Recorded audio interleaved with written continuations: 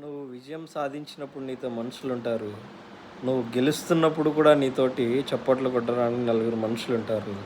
అదే నువ్వు కింద పడిపోతున్నప్పుడు, నువ్వు అధపాతాళానికి పోతున్నప్పుడు, నువ్వు ఎదగలేనప్పుడు, నీ లైఫ్ కిందికి పడిపోతున్నప్పుడు, లేదా నువ్వు ఒకటి అనుకున్నది సాధించలేక కిందికి పడిపోతున్నప్పుడు ఎవ్వరూ ఉండరు.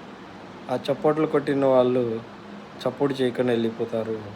నీ వెన్నంటి ఉన్నవాళ్ళు ఎక్కడికి రావడానికి ఇష్టపడరనమాట. ఎందుకంటే సక్సెస్ నీకు ప్రపంచానికి నిన్ను పరిచయం చేస్తుంది.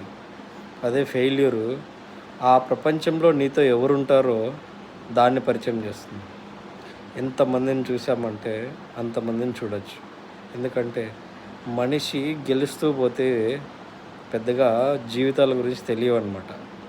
మనిషి ఓడుతూ గెలుస్తూ వెళ్తూ ఉంటే కనుక మనసులో విలువ, మనిషిలో విలువ, మనీ విలువ అన్నీ తెలుస్తాయన్నమాట.